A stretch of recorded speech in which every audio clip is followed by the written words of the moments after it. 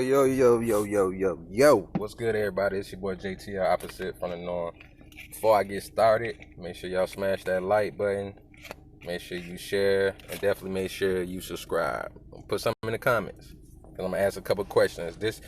Like you see, this is presidential debate for 2020. All right, so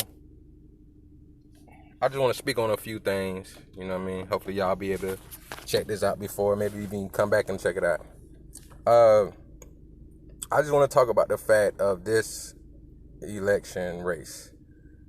It's been a crazy last 4 years. This year has been crazy with everything on top of that.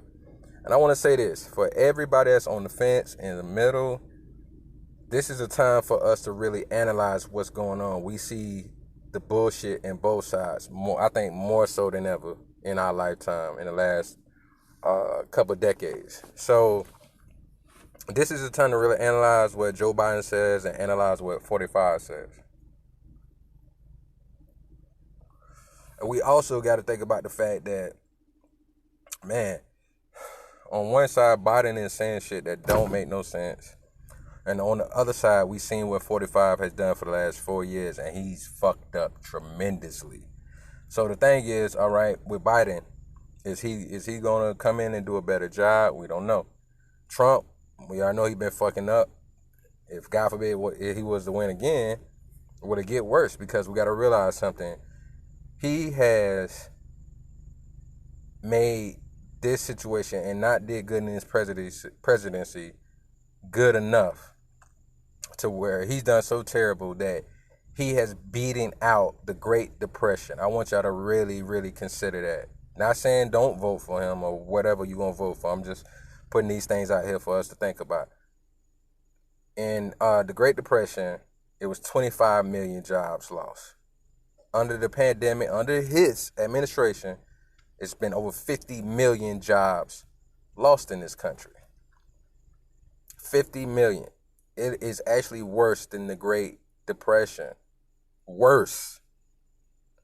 And it's just not making it better. We have to look at how he's carrying himself. You got to realize something, everybody. How can you focus on getting your money right and stuff if you worry about your health of other family members and loved ones and friends' health? How could you? You can't treat this as if it's a common cold or just a regular household flu. We have to really seriously think and consider that, right? And then with Joe, he's doing the same, trying to pander and all that stupid shit. And it just it's not making any sense. You know what I mean? Like, 45 should be easy to take down. It shouldn't be no problem to take 45 down. You see, Hillary couldn't do it. Joe looking kind of staggering at it. You know what I'm saying? Like, it's just not making any sense. And you got 45 on the other hand trying to say all these things he's gonna do for black people if you vote Republican. That's the banana in the tailpipe. Biden saying certain things, but none of them have talked about reparations. That's something that needs to be considered. Nobody talked about reparations for black Americans. And I know we keep saying, I hear people say we need to hold our votes until they say what they're going to do for us. That's not a good idea.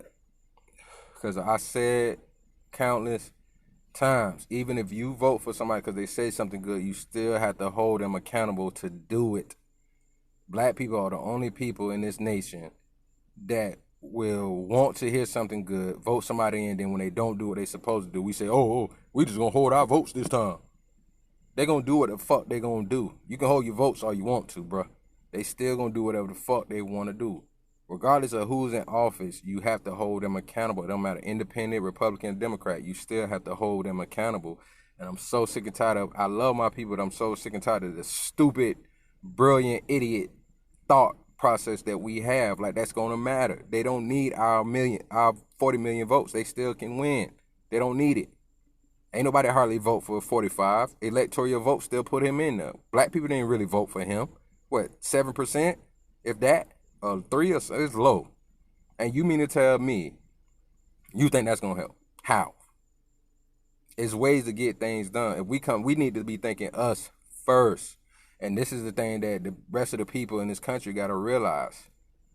It is not a real true democracy, because the electoral vote should have never voted 45 in if the people actually voted for Hillary.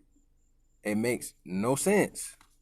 This is what we got to think of as a people, as our own people coming together. All that which master is better don't mean shit. Why we ain't got our own coalition? Why we don't even have our own committee of people that, you know what I'm saying, put together the votes and, all right, we got 5 million votes right here for the right candidate. We got this investment pack and funding for this candidate. But these are the demands that you're going to have to meet and hold them accountable. Anytime things come out bills that need to be passed, we need to make sure our senators and governors and mayors are doing it. And our people in the district and all of that. These are the things that we need to focus on. It can't just be, oh, we're going to sit back and see they're going to give us what they're supposed to. 45 said opportunity zone, just like I broke down on the show last night with my partner HD. That's something we can't even really get use of. You got to have a certain amount of employees. They got to have insurance. They got to have benefits. They got to have workman's comp. If I seen a study or I remember somebody was talking about it, and I think I looked it up. I think it's like 85% of black-owned businesses don't even have employees. So we can't get none of that opportunity zone fund. Guess who gets to get it?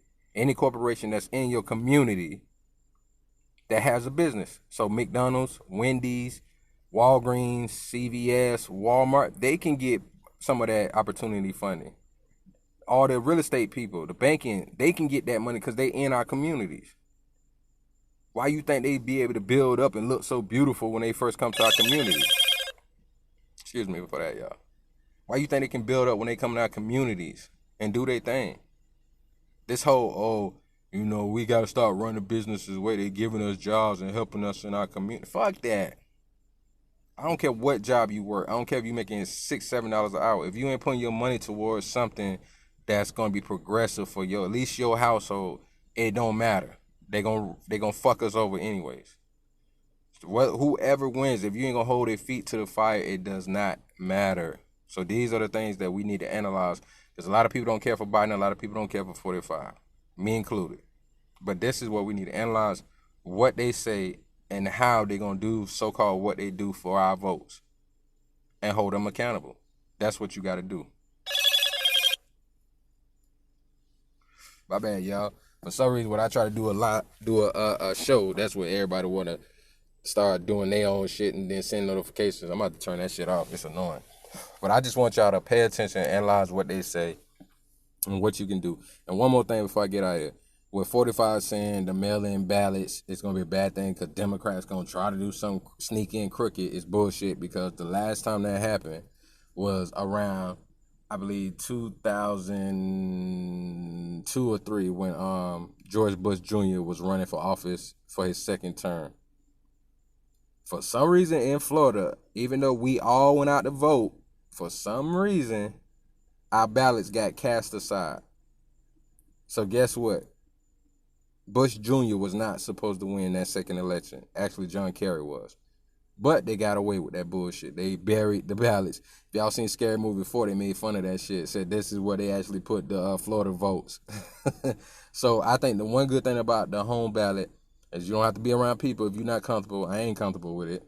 But you don't have to be around people, and you can actually take your time and look stuff up. Because if you haven't looked into your district and who's running for what, whether it's school intended, the board, judges, sheriffs, and all that, you actually can get the ballot at home, look these people up and what they're saying, and look at their background, and then decide to check off who you want to vote for. So I think it's actually a good thing. 45 just know that might not work for him, because he know a lot of people don't want to go out and have to vote because of this pandemic.